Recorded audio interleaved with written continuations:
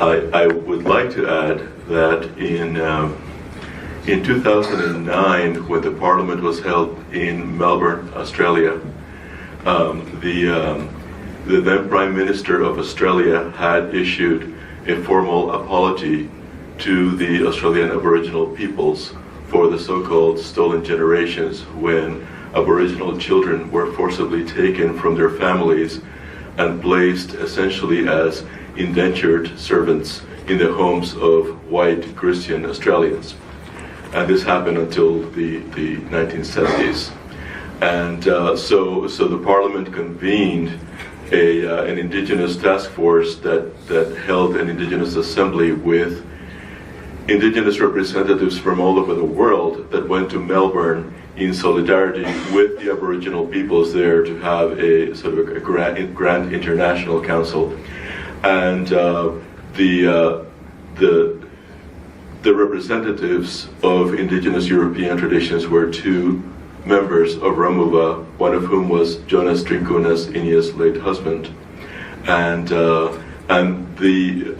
am proud to say that the Parliament so far has been the only major international interfaith organization that has recognized and welcomed representatives from the indigenous traditions of Europe. And I'm also very glad that other indigenous peoples from other parts of the world have been so welcoming of these people whose traditions are so much on the line. And with that, we're going to switch over to Vlasis Rastias, representing the ISE Greece. For those of you who came in late, let me reiterate that rather than taking questions during the presentations, if you have any questions or comments or what have you, clarifications, not really comments, we'd like to get questions, to please raise your hand at any point, and Donovan will bring you a card where you can write your question, and then we will look at how much time we have left. So without further ado, Vlasis Rastias.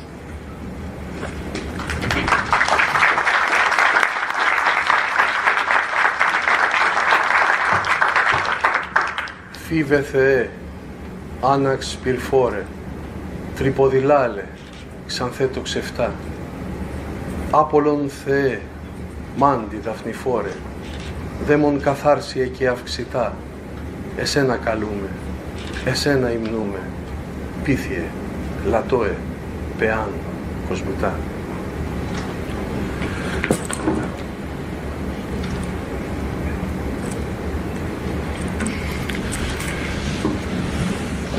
Dearest spiritual brothers and sisters, please excuse my English, as the certain language is not my native one.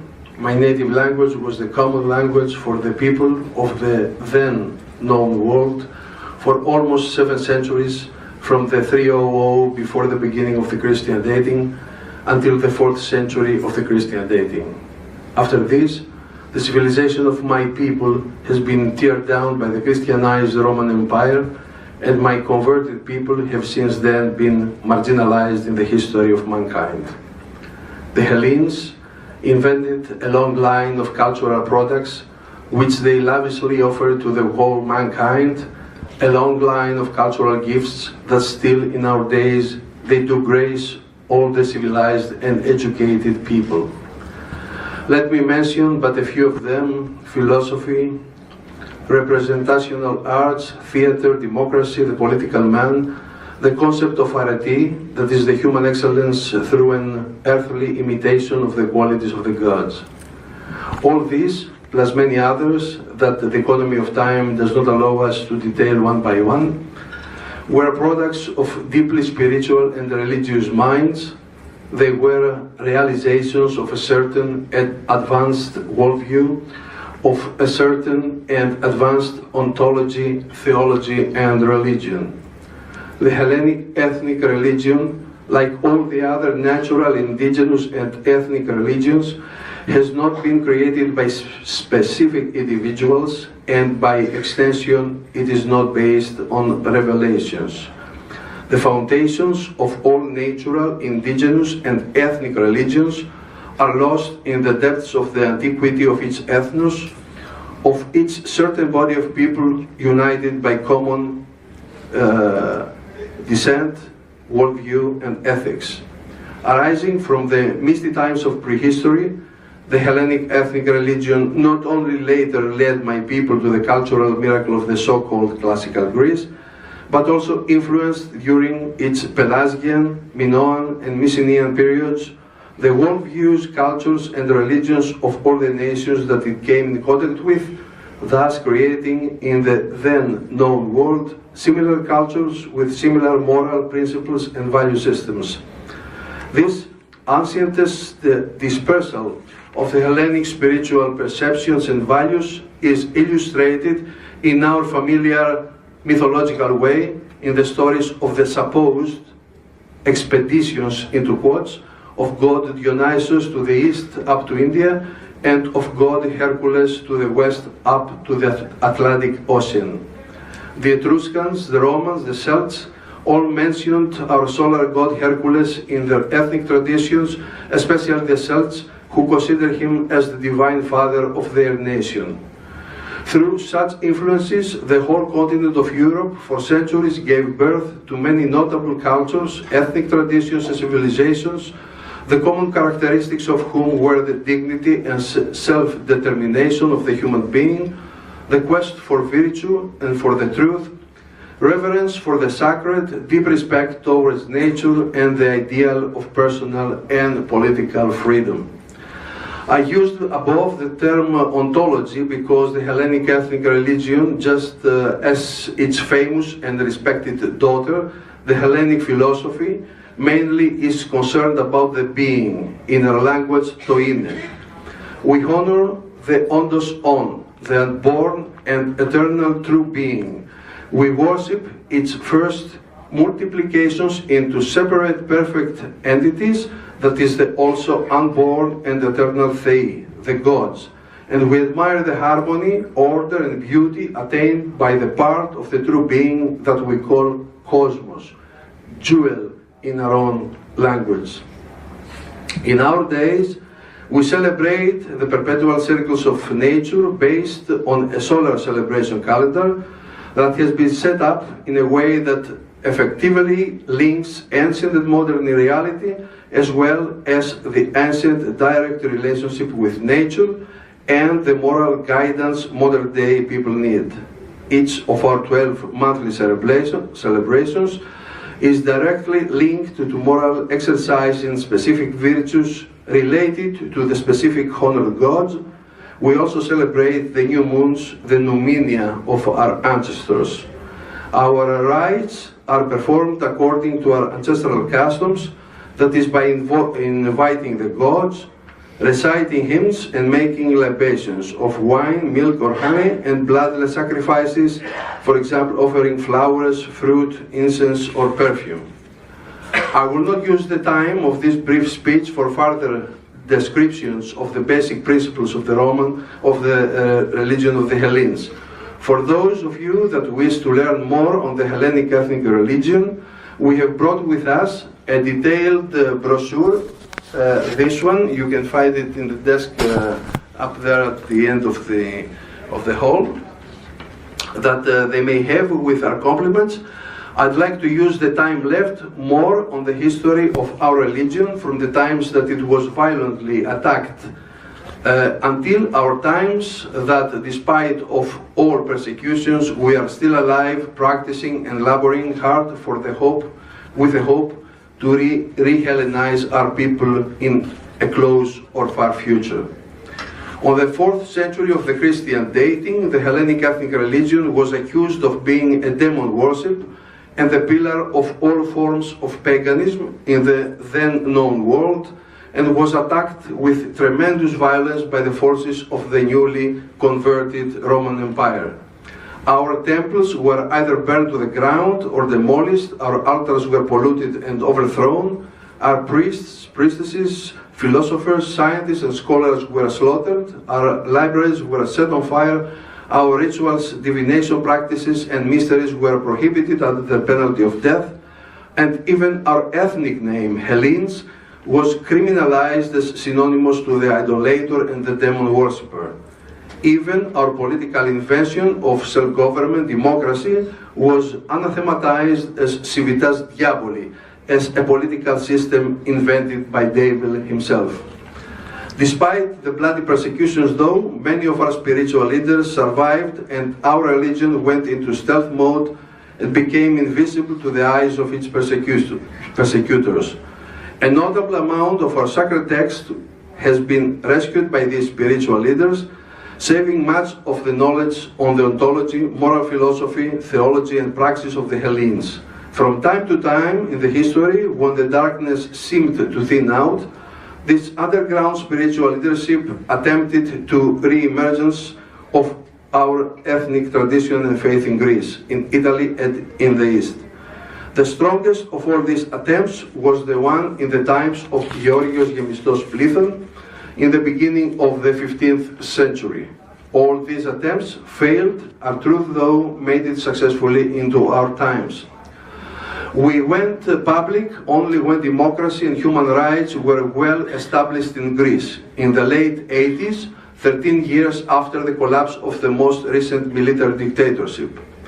Up until 2014, though, the legislation of the Greek state did not provide for a process whereby other religions than the Orthodox Christianity, the Muslims of Thraci territory, and Judaism could be officially recognized. Our organization, the Supreme Council of Ethniques Hellenes, YSEE, as the sole entity representing the historically continuous Hellenic ethnic religion, had denounced this outrageous situation, and in 2006, via a memorandum submitted to the authorities, requested, among other things, the establishment of religious legal personality in Greece.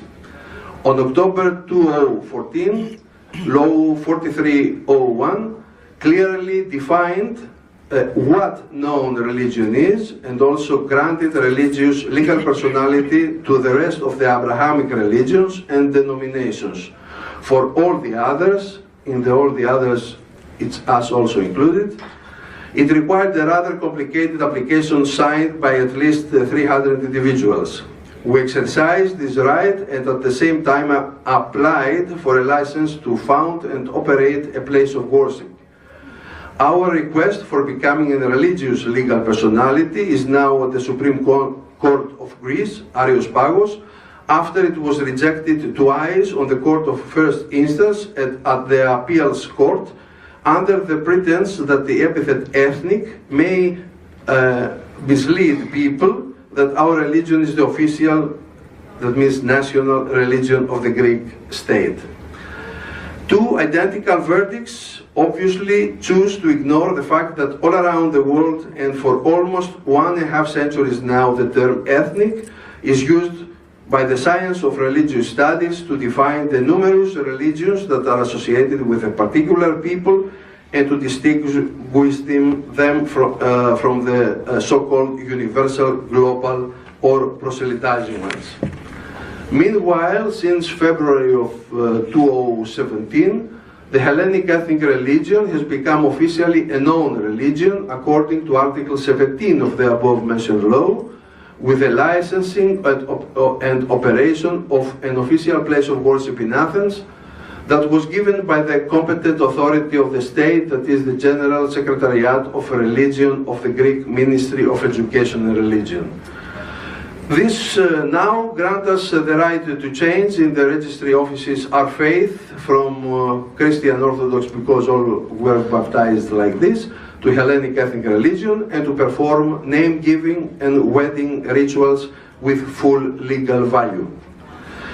Dearest spiritual brothers and sisters, the natural and most sacred law of diversity does not only concern biological species, it also encompasses human societies and their cultural achievements. For example, their way of life, their traditions, and of course, their religions. For hundreds of thousands of years, humanity experienced wonderful diversity where thousands of nations live according to their origins and temperament, with their own customs and their own religions. Nowhere in the planet had there been identical homogenized people.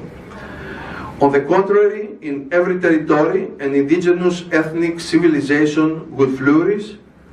None of these nations were interested in imposing their civilization, much less their religion, onto others, and they would willingly adopt cultural elements from one another when they found them useful.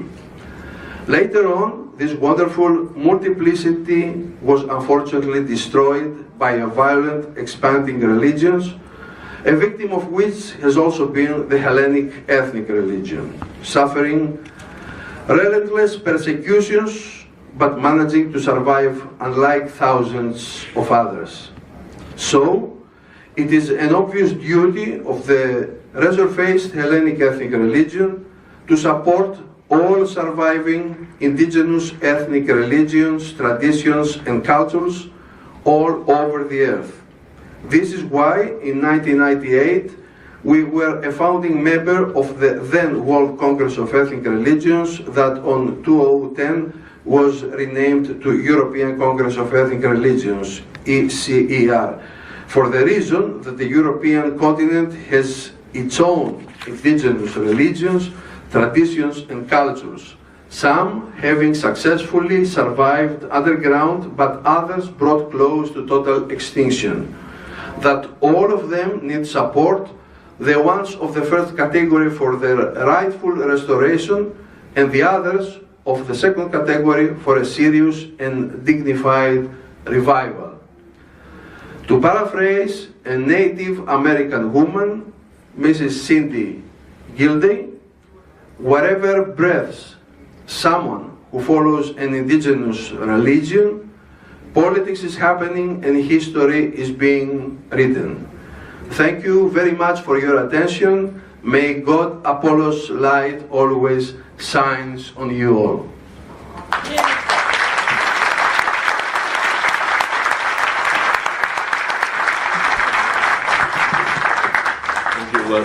Thank you, Blesses.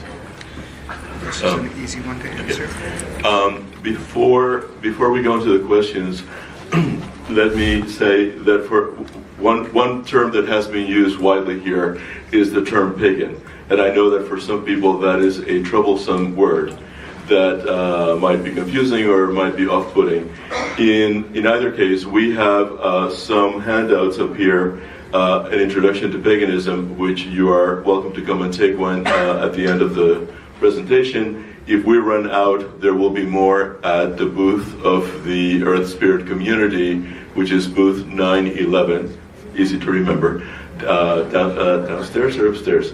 Downstairs. Okay, I have no idea where I am. But also on Tuesday at 12:15, I will be presenting a program entitled The Indians of Old Europe, which elaborates further on this topic and puts it in a more pan-European perspective. So with that, let's go on to the questions. That's a very straightforward. Okay, Inya. These two are very similar. This one is from So tomorrow's service 6 p.m. Sutartinės. 6 p.m. not 6 a.m. So yes, and we are. Yes. It's a good question. So It says on the card. It's 201D. which one? Oh, so thank you. Oh, I thought this is question. So, room 201D. 201D. Please come. You want to take that? What do you want to?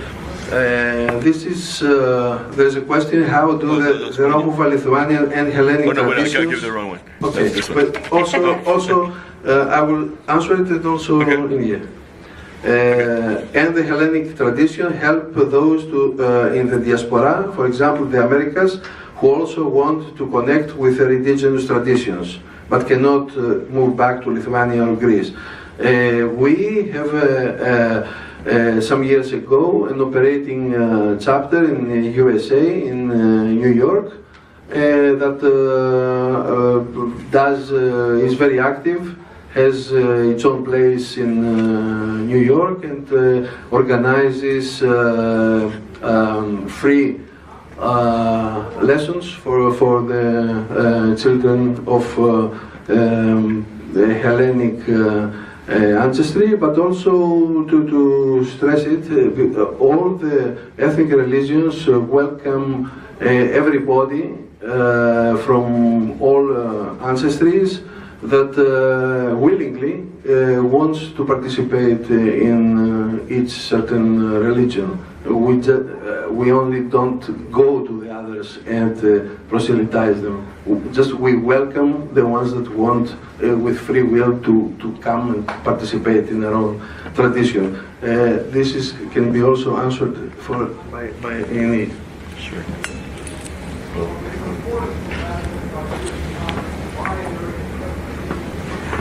Are there some Lithuanians here? So, okay, if so the question is if Lithuanians can practice. Of course they can. Of course they require some knowledge. But the thing is that the diaspora to America, when people came from United States, the main authority, or main thing that united them, it was a Christian church, and still is till our times.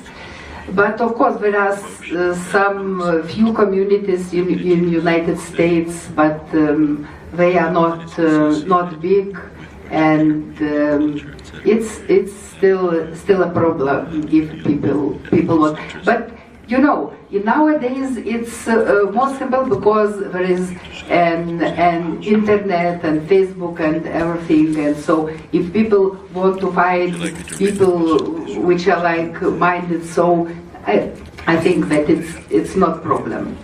So the next question is, I recently found from DNA,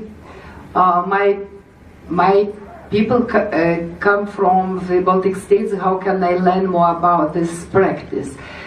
So if you are here, so I just have some book, some main principles of our Baltic religion, and also our music CDs, which can be a good spiritual inspiration for it. And those are also at the Earth Spirit booth. Also at the Earth Spirit booth, booth Yeah. 911. Okay. So here, do you want me to read this question? Only the handwriting. Okay, sure. So the question is, with the promotion and advancement of indigenous faith that is often associated with particular people, culture, and traditions, how do you interact with ethnocentrism? How do you deal with ethnocentrism? Yes, I think this was answered at least up to a certain degree with the previous answer of mine, that every people first is interested to its own growth, survival, and so on. But the healthy ones, the healthy stand towards the rest of the humanity is to be open and to exchange elements, and also to accept the ones that want to participate. So the healthy, because what we call ethnic religions are healthy religions, because when they were not attacked, they were practicing this way. They are open, first of all, and they are open to give and take elements. They don't handle what we call a nation or ethnos in my language as a closed system that doesn't communicate with anything. they see themselves as part of a holy multiplicity that is the healthy way of the humanity, as exactly as in biology. The certain species that are homogenized, they are destroyed by nature, and then we have multiplicity again. Nature itself wants multiplicity. I don't know if also this can be answered by Inisia, but this is called this only for me, so I can answer this and. Okay. I'd like to answer that too, if I may. Okay. I would just like to add to this question. I think certainly in places like the United States and Canada, especially Toronto, which, as we keep hearing, is by far the most ethnically diverse city in the whole world, the idea of ethnocentrism is, in some ways, seems to clash with the culture that exists in both of these places, cultures which are very ethnically diverse and essentially melting pots, that proverbial sense of the melting pot. In many European countries, and again, when we talk about Europe, oftentimes I find people in this side of the ocean tend to have a very one-dimensional perspective on Europe, and a lot of it is based on large urban centers.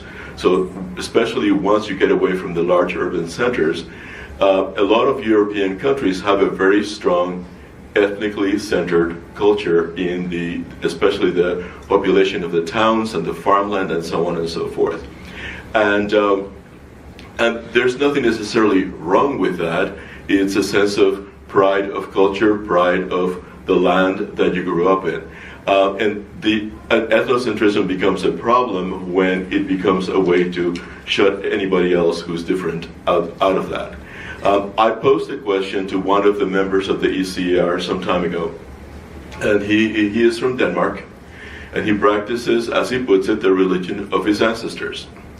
And, Copenhagen is becoming a much more culturally diverse place, but most of Denmark isn't. So if you travel through Denmark, you see blonde, blue-eyed, fair-skinned people. And so I said to him, suppose that a black person wanted to come and practice the religion of your people. What would you say to that? And he said, the first thing he said was, if the gods of my people want to accept this person, it is not my place to say no. If this person wants to worship the gods of my people, it is not my place to say no. However, the religion of my people is totally centered on this land that I was born and grew up in. So that person would need to live here to practice my religion because it's connected totally to the land. The ceremonies are all take place in the Danish language, so they would need to speak Danish. And they are rooted in a culture that still exists in Denmark, so they would need to be in some way assimilated into the culture or be willing to be assimilated into the culture. If that black person from, say, the United States or from Africa or whatever wanted to do all of that, we would welcome them. And what's really struck me about that is the same kind of answer that I would expect from a Lakota or a Wurundjeri or a Yoruba in their native land. It's really not that different. We're not perhaps used to thinking of Europeans in this same context, and I think in some ways that's part of what looking at the survivals of these very ancient traditions in many places can give us a different perspective on European culture and therefore Western culture. One more question? Yes. And this is why in Greece, to make people understand, we use the slogan that we are the Indians of Europe. You want to say? No, not this. Okay. We just want to, there's a question about the spirituality of the Roma, how it feeds into the indigeneity of Roma. And now Roma is one thing, Romuva is something else. Yes. So I wasn't sure if That wasn't my question. no, right, okay, right, okay. So we're talking about two different things, because Roma is a different people, a different ethnic people who still have a lot of their ancient traditions very much alive as well, but they're not Romuva. So I will put that one aside. We'll talk though. And actually, in the 1998 founding Congress of then World Congress of Ethnic Religion in Vilnius, Lithuania, we have one Roma from France that came there and spoke about his own tradition. I have one question to me. Says, has the Hellenic indigenous religion always been alive and underground, or has it been reconstructed through texts and so on? Did you grow up in this religion? Yes, we all grew up in this religion, except few ones that were lucky enough to be members of the few families that kept this tradition alive in Greece and Italy. The strongest survival was in Italy, where after Greece was occupied by the Ottomans, the Turks, all the followers of Gemistos Plitho went to Italy, worked there as mercenaries to the Venetians and the Napolitanians, and when later the technique that they were using was light cavalry was put aside due to the gunpowder that appeared, they had enough money to turn to other professions like ship owners, merchants, and so on. And these people kept in their archives, their family archives, our tradition alive. I had the great luck to be accepted. I was contacted by them in 1998, 1994, after my third book that they had published, and it took a while to let me go and read the archives in Trieste. It was in 2010. It took 16 years to feel safe, them to feel safe for my person, and to let me go there and read and understand. Actually, we have unbroken historical continuation, and this is what makes it worst for the ones that in my country they don't want us to exist. But we never were broken. Well, we have come to the end of our evening. We'd like to thank you all very much for coming, and I'm sure if you have any other questions or whatever that we would all be happy to. And you can please take one of these which are back there, and then we have these up here, so you can sort of take your pick. Thank you.